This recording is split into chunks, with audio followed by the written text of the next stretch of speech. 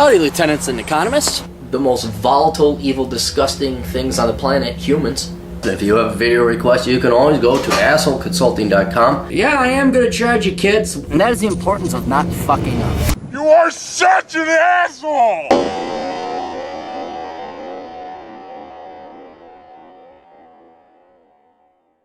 Hello all. We have a very interesting question, and I gave them a little bit of a discount because I was like, I gotta do some research on this, but I'm kind of wondering to myself, do employer or employee blacklists exist where the employers get together and conspire and they say, hey, let's put together a list of people that we don't want to hire? Because I know for some of you, myself included, you're like, is there a list? Did I do something that pissed a lot of people off?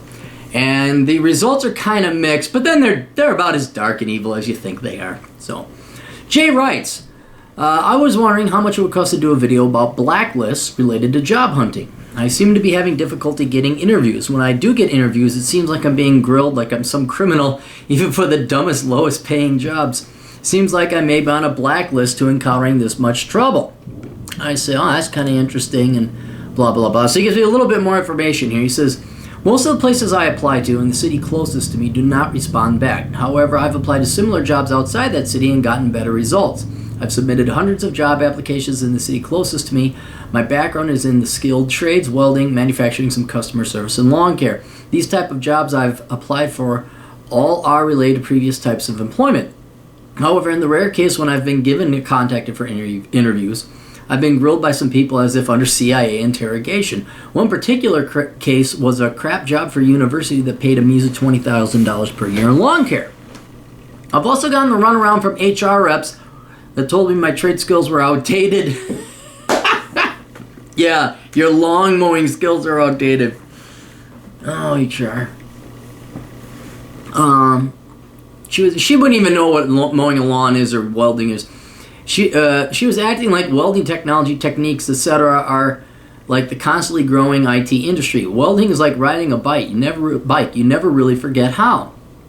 It might be a little rusty, but easily pick back up where you left off. Not like the IT industries that force you to learn new coding languages, hardware, software, etc. Anyways, the general vibe I'm getting is the responses in this city are few when compared to neighboring cities, and when there are, I'm grilled like a convict-style interrogation. I don't know if this is due to some sort of blacklisting by a previous employer. I left my previous job on good terms, 2 weeks notice given, etc. However, I've read it's popular today for previous employers to lie about your performance just because they can. And you also may not have been aware of possible contempt of coworkers and bosses. I've heard about people being blacklisted for petty reasons. I would like to find out if this sort of thing is real, and if you suspect you may be blacklisted, how to verify your suspicions, what steps to take. Okay, the first thing to do is go to your old employer, say, I want to see in my employee file. Because there could be, in doing the research, there could be a number of reasons. They said in one exact example, there's a guy called Samuel Jackson, not the actor.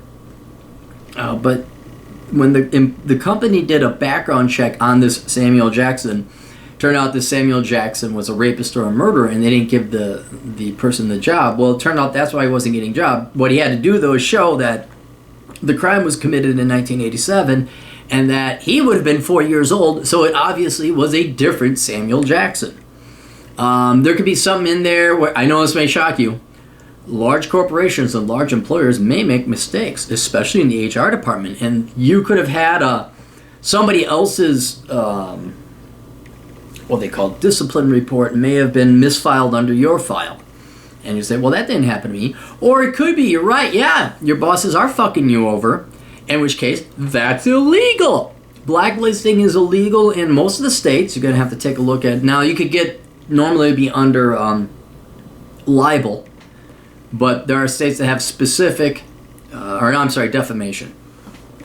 But there are states that have specific anti-blacklisting laws. So, if you're getting any bullshit, like you say, I need to see my employment file, I'm having trouble finding a job, can I please see what's in there? And then you might find out there's a mistake. If there is no mistake, okay, fine, then it's something else. You've at least diagnosed that away. But if they don't give you your employee file, so they don't tell you what's going on, then you get a lawyer. And you say, I demand to see my employee file.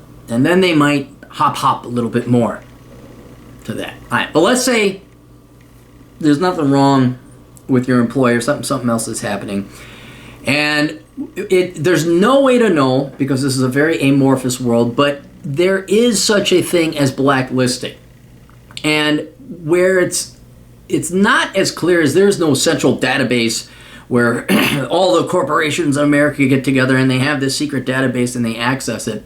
But it is more a de facto blacklist that is due to your reputation and through modern day technology that allows people to share information so quickly and easily that there's functionally different blacklists out there. So in other words, there's not necessarily a malicious intent, although you'll find out sometimes there is.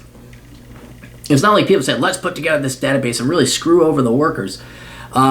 It's more because of sharing, reputation, word of mouth, standard reputation stuff. You know, I go to a party and I piss in the punch bowl. I'm not going to be invited to a lot of parties that much anymore. People will spread that rumor around. Even in the 90s, before the internet, I'm pretty sure rumor would spread around rather quickly. Hey, Clary pisses in the toilet bowl, or in the, I do piss in the toilet bowl, in the punch bowl. Either invite Clary or don't invite him and have a punch bowl, but don't invite Clary and have a punch bowl. Bad things happen at that party. So where is it evil and malicious where they're purposely trying to fuck you over like it is an HR bitch that just is being a power-hungry tripping HR bitch? It's a dickhead, evil power tripping boss. Or is it something on your part, a reputation, like you beat up the interviewer, okay, obviously your rumor's going to spread pretty fast. Or is it something that you did, or is it just a mistake and people are spreading rumor unbeknownst to you, and that is what's besmirching your reputation. So let me go through it. First thing I already talked about, blacklists are illegal. All right, first let's talk about recruiters. All right, there are employers and then there are recruiters. Recruiters are a pretty tight-knit group, especially within the same city. Okay, you live in a city, there's only a handful of recruiters, and so you go to the employment agencies and they start whoring out your resume. So it's a pretty small, tight-knit group. If you get a bad reputation with one of them, it will go and infect the others. All right? We're not talking employers, we're talking recruiters. And so I know a lot of people that go through recruiters.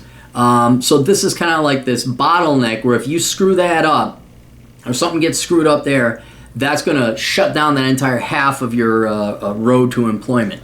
So there's an article here on LinkedIn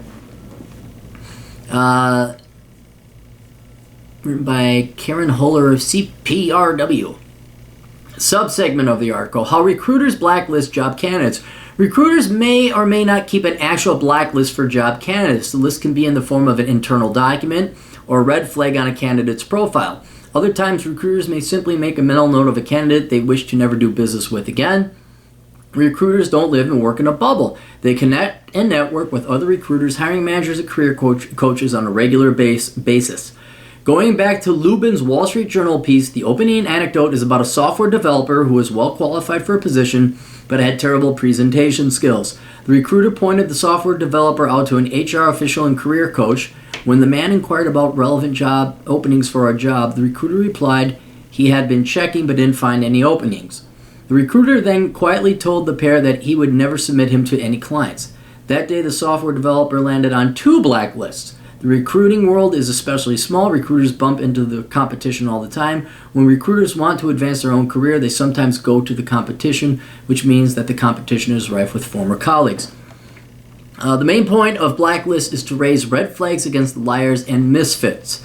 Oof, it's true, but it hurts, and this is also sometimes something that happens. Someone could show up on a blacklist for not presenting well, having a funny smell, wearing loud clothing, or an annoying laugh. Liars can damage the reputation of a recruiter, can wreak havoc on an employer if they are not qualified for the position. Or a candidate can be unreliable or unprofessional. Sometimes candidates are put on blacklists for good reasons, such as lying about qualifications. Other times, seemingly small infractions can land a candidate on a blacklist, such as a joke told in poor taste at an interview or networking event, or perhaps a former boss doesn't like you and adds you to a blacklist. Either way, being on a blacklist can negatively impact your career and can make it more difficult to land a position, but we've helped good people through these. I don't believe They have. So when it comes to recruiting, you're just seeing what the recruiters are facing from their end. Is if all of a sudden you botch up one, you taint yourself with one recruiter like a virus, it'll spread to others. Some of them do actually have lists. I think that's more to make sure you don't hire these liars and cheats. But then again, who is the judge of a liar and cheat? Of course, yeah, you're an outright liar and a cheat if you're misrepresenting your qualifications. But then you smell, you're socially awkward, and most of these recruiters are HR gal types, and they're in their 20s, and like, oh my God, he's such a weirdo. It's like, yeah, but you don't realize that's all there is in IT. Matter of fact, the weirder you are, the better the fucking IT guy you're going to be. Oh, the story, it was when the Bakken field was booming, and I don't know if it was Hughes or Halliburton, one of these large oil companies.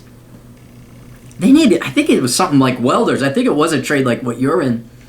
And this HR lady was like, well, he doesn't. And Emily, like the foreman, says, dude, where are welders? We need welders. And she's like, well, I had some interviews and and like totally clueless that the unemployment rate is 1.8, and that it's she's used to like, oh, I'm the pretty little girl, and guys just I am sought after. I am sought after, not only in dating world, but in the employment world. Everyone wants my job, and I get to pick and choose. And she didn't realize it was the opposite in one of those rare instances. So she got gone, and then they just started having the foreman like, oh, we need welders, come here, welders, come here, welders, come here. So I could see where minor irrelevant infractions that may be socially awkward, you stink, you have a funny haircut, you're a nerd, can get you on a blacklist in the recruiting world. But obviously try your best not to be a mean asshole. But yeah, it could be. It totally could be in that case. Second thing, kind of closely related to recruiters, you have HR and they have their informal blacklist. Now, how does this occur? It all depends. Some of them might actually have a blacklist on their computer. All right. Some of them may have taken them from other places of employment, like, I'm never hiring this one. I got their shit list. I don't think there's a central database where they all get together because that would be very illegal. But they gossip. And HR, again, you cannot ignore. This is why I hate HR. Not because they're women, but because of the gossip and the bullshit and the lack of meritocracy. It's petty like, oh, are you wearing the right type of shoes? It's like, no, you stupid bitch. I know how to program. I know how to do modeling. I predict shit that your top dog could never fucking predict in a million years. Now give me the fucking shot. Matter of fact, just go away. The men need to talk. We gotta talk math and shit and computers. You go ask people about their color ties and what animal they'd like to be and where they see themselves in 5 years and why. Larger point is that it is female nature to gossip. And I damn well guarantee you that these gals exchange notes and like, oh, look at this guy. Look at that girl. Oh my God, she just... she was wearing that natural body deodorant that just doesn't work. I know that you should save the environment. I understand going organic, but oh my goodness. Hannah, what are you expecting from a field that is predominantly populated by 20-something females? Oh, wow, that's ageist and sex. No, my clients need real-world answers, and we don't fuck around with the bullshit. So I guarantee you they're gossiping. It's in their nature. I've dated a couple HR gals, and not all of them are like, I know, you guys hate them, I hate them. Everybody hates them, like tax collectors. Everybody hates them. And I have met some that are good, but most of them were in the realm of benefits and compensation. But you're talking your recruiters, your idiot, and they're getting phased out, thank God. But these idiots were, where do you see yourself in 5 years and why? Like that shit. And it's like, sweetheart, do you want me to fix the Saturn V rocket for NASA or not? So I guarantee you there is a gossip aspect to this. You may experience that a little bit less because you're in the trades. I presume you're going more directly. If you're in landscaping and all that, you go talk to Bob the foreman, and Bob hires you on like that. Another kind of de facto blacklist, although this is self-imposed, is one of social media and Facebook and stuff like that. People could go online, they see what you do. This is more reputation than I'd say a blacklist, but it can have the same effect. If you're like, look, okay, I'm blacklisted. Whether I'm actually on a blacklist or not, I have effectively blacklisted myself with YouTube and Facebook and my profession now. There's either this or Operation Evil, which I will execute upon losing my current sources of income if that ever happens. And then if Operation Evil goes away, I'm going to collect a government check because there is no way anyone will ever hire me because they just have to go Google search me like, nope. Which is no different than what it was beforehand, so fuck all of you guys.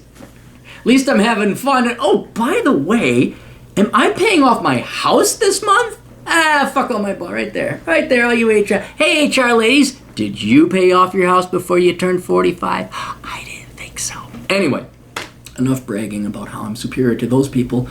If you have questionable, not even outright rank, but just questionable things posted on social media, they're going to find it. Do a Google search. Hire the people to, like, cleanse your internet for you.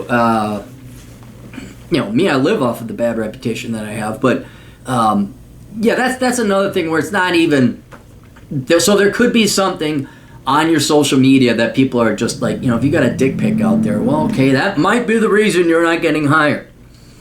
Then there is reputation in your local area or industry. Now, keep in mind, it doesn't have to be a small geographic area.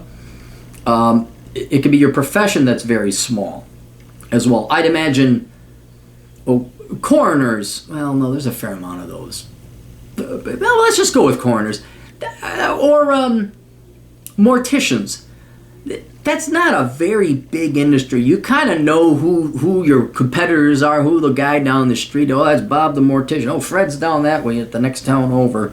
You know your major players, and it's a very tight-knit industry. Wyoming was a lot like this. Wyoming is a big state, but there's so few people there and so few city centers that people know what's going on in the entire state because there's only 500,000 people. There's a murder? Wow, we increased our murder 1,000,000% from last year. Infinity, technically.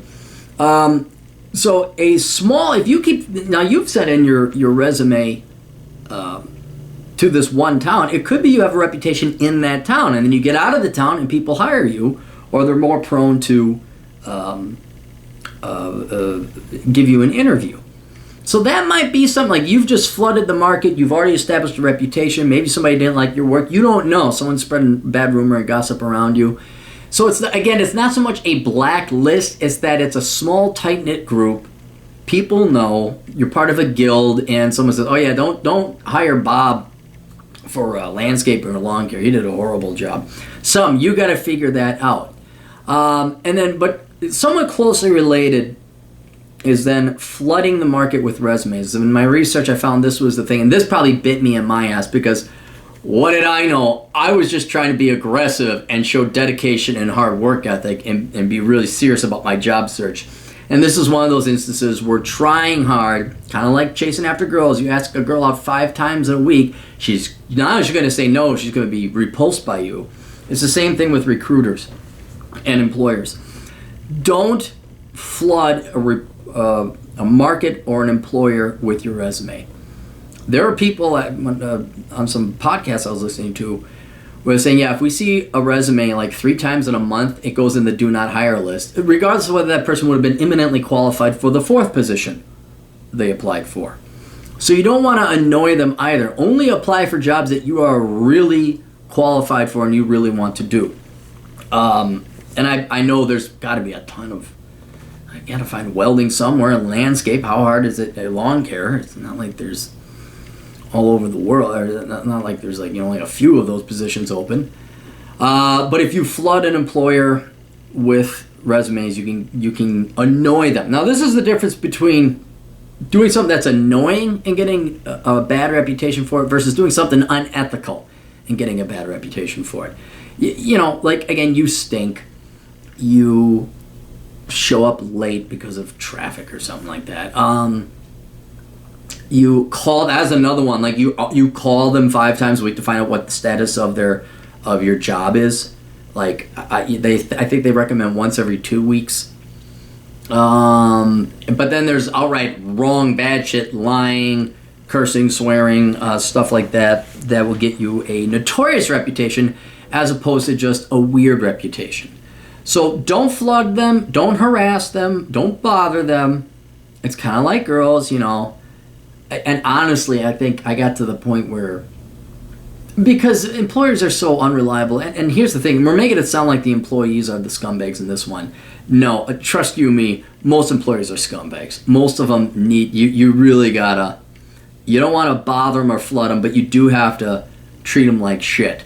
I remember the last job I ever had, real one anyway. They say, yeah, we want to hire you, and we just don't know. We got to figure out which branch to put you in.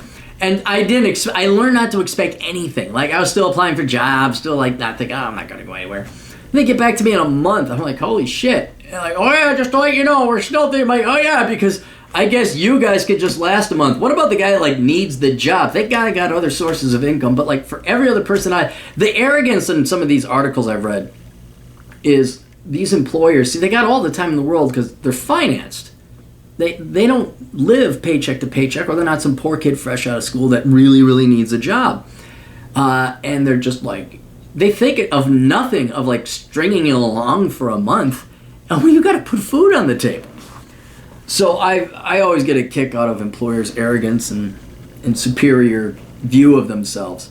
But, at the same time, don't harass them. Also, don't trust that they say you got a job offer, they're going to bring you in for an interview. That doesn't mean jack fucking shit. That means a girl said yes to a date with you. That doesn't mean you're going to get the banger later on. She shows up for a date. Holy shit, the interview didn't get canceled. You actually get to take her home. She gives you a job offer, and you get oh my God, holy crap, it actually worked. But yeah, you never assume. And you're always applying for other jobs. And, but again, don't harass them. Don't flood them. That's the kind of thing. Then, finally, you gotta love HR. You guys think I'm unfair to HR. You think that they just gave Aaron a hard time back when he was younger, and I know this one nice HR lady. You think I'm joking. These people are evil incarnate. So I was reading through this article, and there was a website called HRBlacklist.com, and they got the screenshot. I'll put it here. It was a site. It was a real site. But you go there now, surprise, surprise, that site is down because that's fucking illegal. That's really fucking illegal. And not only that, but you'd have every corporation and every HR rep that ever used that thing. If you got a hold of that list, they could be fucking sued into oblivion. So that site is no more. But what it proves to you is, yes, there's the incentive, and there was at one time an attempt, or at least there's an underlying desire to put together the central database where we could just blacklist every person. They're corporate scum, they're employer scum, they're HR scum. Employers are not your friend. They are your fucking necessary enemy that you only tolerate long enough until you are self-employed or have fuck you money. And so when I saw this, that kind of confirms that okay, there may not be a central database, but there are maliciously created de facto blacklists out there. And I guarantee you HR ladies HR guys are doing it too. I know the recruiters share it like never. I know one guy now. I want to find him. I want to go hang out in his neck of the woods and just see it. And then just like, hey, remember all those resumes I sent you? He's in the finance industry, a recruiter. And he would never, it was like he had a monopoly on the best jobs and would never, ever take my resume. And then, oh, hey, guess what industry just got ass raped by the housing bubble? And if you just had me hired once and put me where I belong, that I would have saved the day. But no, because I probably annoyed him with all these resumes. And I know who he is. And he knows who I am too. And I'm going to meet him I'm just like, hey, how you doing? You having fun commuting downtown? Yeah, I make more than you do, asshole. Anyway, so yeah, this is proof that these sons of bitches do want to blacklist you. They do have their own de facto blacklist. It may not be anything, dark web or centralized, but word does get around, just like it did in the pre-internet days, but the internet now is making it easier. Hey, you got your blacklist? Email it to me. It's searchable. It's a Word document, an Excel document.